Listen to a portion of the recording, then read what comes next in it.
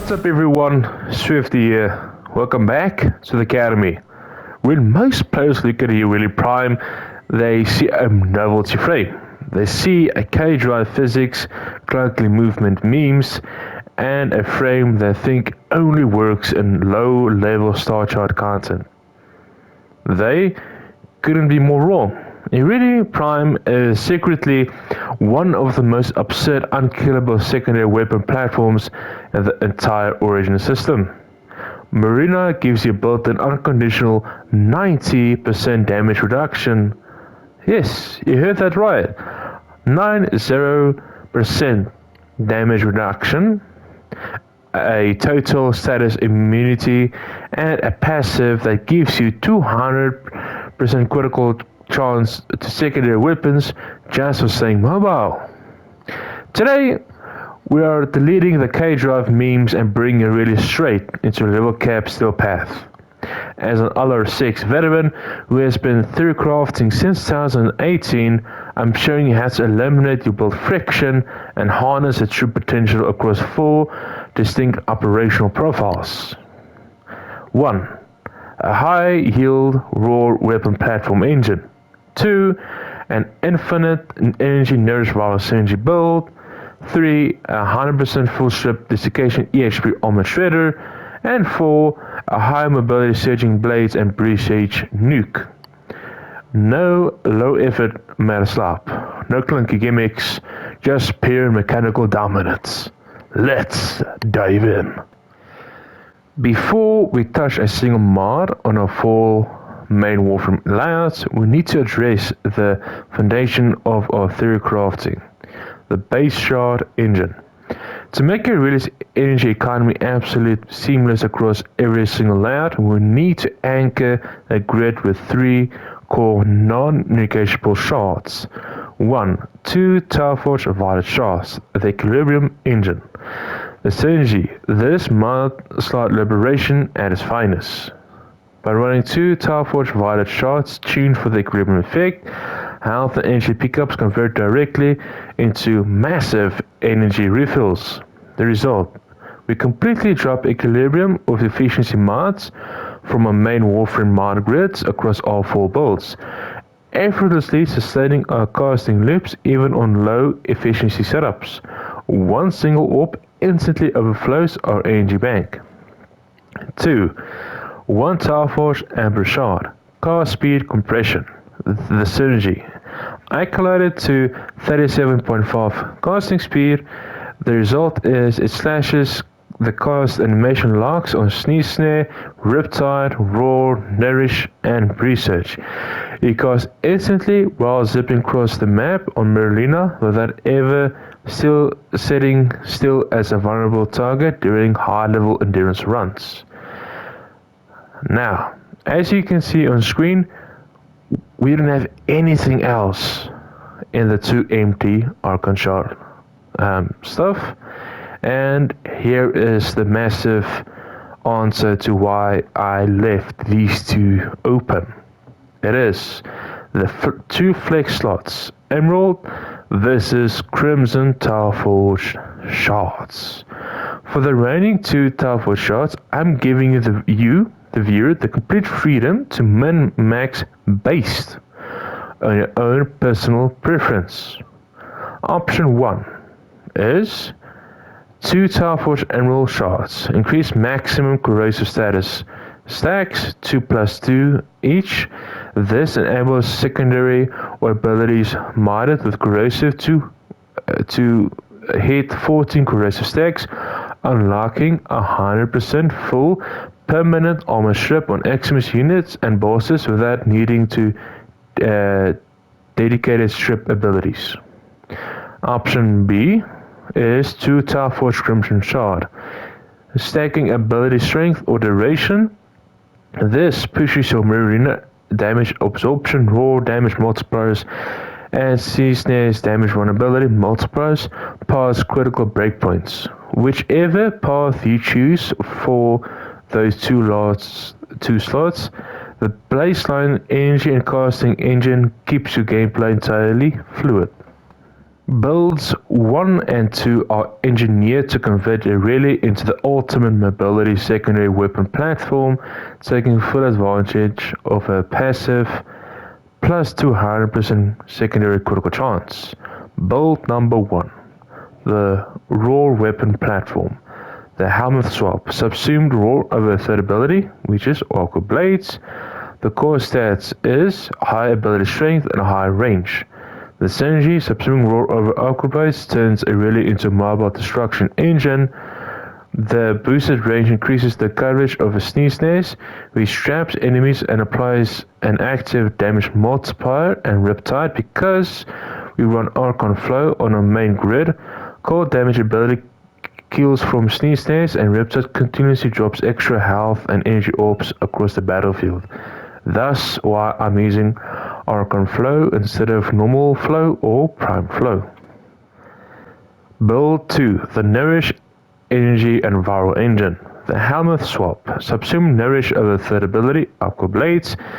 The synergy is swapping raw for Nourish completely solves the energy management forever. Nourish coats your secondary weapons and guaranteed viral damage, freeing up mod slots on your sidearms while multiplying energy or pickups from a viral shards to insane levels.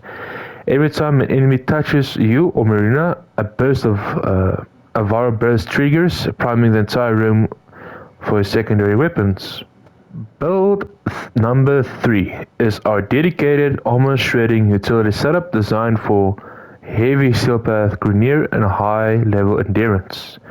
The Helminth swap, subsumed Desiccation and Nourish is subsume over third ability. Essential mod is going to be the Desiccation Curse Augment mod paired with our Emerald Tauforged Shards, specifically the Tauforged Shards that allow us to strip 100% of enemy armor. And here you can look at the screen what it does, and here is the Augment mod. And why does it work? Desiccation throws a wave of blinding sand that heals Yareli, blinds targets, and instantly sets up to finish your attacks. When combined with corrosive status sources and the Emerald Shards, you can blind entire choke points, strip 100% of their armor, and trigger Desiccation Curse to spawn sand caves that draw aggro away from you and Merulina. It turns Yareli into a crowd control and armor stripping titan. Build number 4 is my personal favorite high velocity caster build, the Surging Blade Firestorm. The Helminth swap, subsume Wisp research directly over 4th ability, Riptide. The essential mods is going to be Surging Blades, the augment for Archon Blades. The mechanical synergy. Surging Blades allows you to press your third ability to hurl a giant spinning upward projectile that scales in damage every time it hits an enemy. Now, layer Research on top of that. Research blinds enemies and creates seeking spark projectiles whenever affected targets take damage. When you hurl a high damage Surging Blade into a room blinded by Research, every single blade hit triggers a higher damage surge sparks, and those sparks trigger more blade damage, creating an exponential damage loop that clears entire rooms instantly without ever having you to stop. To make all 4 of these Yareli Prime layouts functionally unkillable, we pair her with specialized high tier companion engine, Wyrm Prime. The Sentinel layout, Negate. Automatically negates incoming status effects, knockdowns, magnetic proc status, / heat DOTs every 5 seconds. And Manifold Bond reduces Sentinel ability cooldowns every time you kill an enemy affected by 3 or more unique status effects. The weapon setup, we choose Burst Laser Prime. We mod Burst Laser Prime explicitly as a high status priming tool layout with viral and heat elements.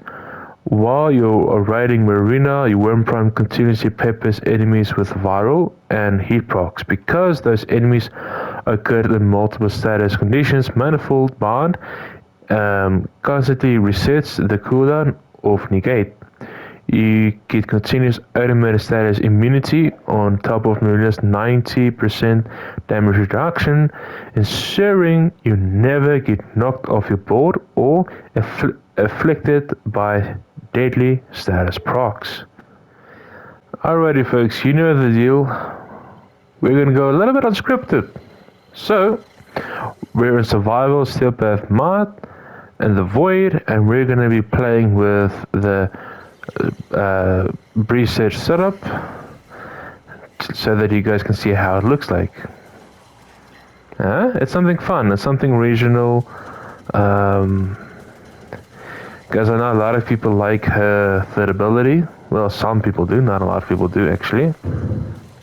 And it's pretty nice. I do like it. It can become very deadly, as you can see. And we're just sitting here while our blades kill everything essentially. It's very cool.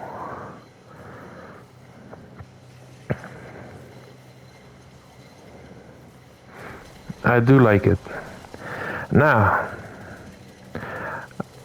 Yareli Prime is very, very underrated. A lot of people dislike because A, B, C, D, and whatever have you.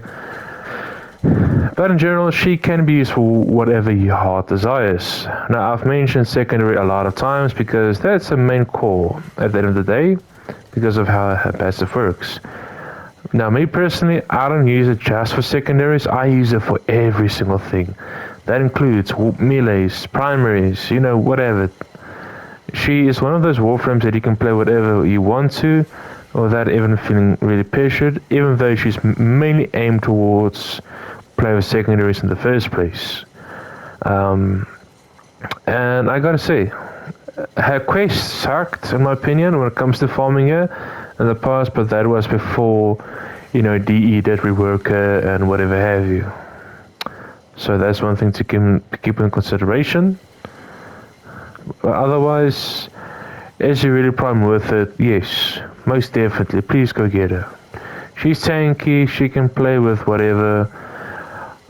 She doesn't have to just play with secondaries, of course. I know a lot of people do emphasize that you should.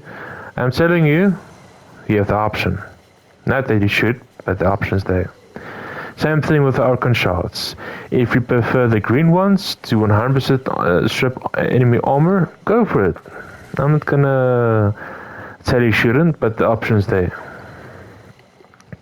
And I do know a lot of Archon Shards, specifically the green ones, are very expensive, thus I said the options are there, but for the Desiccation setup, then yeah, it's kind of needed because it's very mandatory, obviously. And I have Loyal Merulina as well equipped so that I can have more freedom, so that I don't, like for me personally, Loyal Merulina is a great ability, not ability, Archon mod, because it gives you more freedom, I would say. Freedom to do whatever. Because to be on a K drive and you play with secondary generally sucks. I'm sorry, but it sucks. I would rather have my Merulina going around and shooting enemies with sneeze snares so that I can do more damage to them and have the freedom to use melees and whatever have you. And here's an Acolyte, let's see how she performs.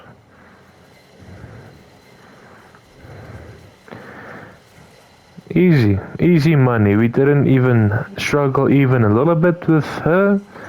She is very, very strong. Damage vulnerability to enemies and whatever have you, it's so incredibly fun. And I know a lot of the girlies that plays Warframe, yes, I know a few of my friends do play Warframe, love Yareli, but they don't really understand the amount of flexibility he really actually has. So you can play with any weapon. I'm just playing with a do equal because I love my do equals. But in general, I would say she's definitely worth it. Now, we've been here for the last nearly 5 minutes, and let's see how many kills we've gotten so far. We've gotten around 405, so that's around 100 kills per minute, essentially. I would say that's pretty cool. That's pretty good. And I have seen this specific setup before. Essentially, it comes down to the same exact profiles that you would use for Nourish and the raw build that I've shown, is that you replace her third ability Aqua Blades with Gloom. And if you didn't know what Gloom does, it basically heals you and makes enemies slower. Oh, that's just Vor talking on screen, so I'm sorry. I wish I could mute him. But anyways, as I was saying, you can use Gloom, and you can essentially keep your Merulina alive indefinitely. It's insane. And on top of that, you have damage reduction. Like, come on, that's just pretty OP, to be honest. And you're healing yourself constantly, and it's a nice Theorycrafting setup or build that you can go for. Okay, I just killed Vor, nice. Oh man, just stop talking, please. Vor. Alright, so we're really at 6 minutes. We've gotten, yeah, I would say it's around 100 kills per minute. It's pretty good. But again, it depends on the enemy map and where and how they frequently spawn, so you can't always rely on stats, to be honest, but it's good enough. But as I was saying, when it comes to Gloom, fantastic ability if you want to use it in paired up with Really. I mean, I could have shown it as well, but it comes down to the same principle as the Nourish and Raw build that I've shown earlier. So yeah, overall, is Yareli Prime worth it in the big 2026?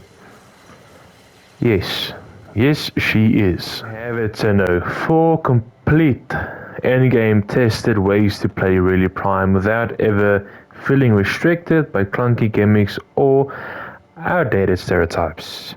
Now, personally, after putting dozens of hours into testing these setups across Steel Path, Endurance and Double Cap runs, Yareli Prime has completely won me over. Once you eliminate that energy friction with a valid shard lineup and bypass status knockdowns with Wyrm Prime, gliding through rooms delivering red crit secondary waves is generally some of the most fluid, fun gameplay Warframe has ever to offer in 2026. Don't sleep on her. Try out these configurations, test out the Emerald versus Crimson Shard variations for yourself, and see which operation profile feels best in your hands. If you enjoyed the masterclass, drop a like, subscribe to the channel, and jump into our Discord community over 400 strong legends. Linked in the description down below, alongside some minor added stuff. And before we sign off today, take a look at we have got brewing in the Helminth lab for next week's lecture. The system that begged us protect us. So I gave them a guardian with a heart of ice. They thought him a shield, a passive wall against the dark. They forgot that Absolute Zero does not just defend. It halts atomic motion. It shatters steel. It stops beating hearts. Step into his sphere and watch an empire bury its enemies under the cold weight of their own arrogance. This is Frost Prime. That's right. Next week we're taking the regional master of cold, Frost Prime, and giving him a full 2026 mechanical breakdown. Get ready. Understand the mechanics, eliminate your build friction, and build to conquer. Swifty, signing out. A peace.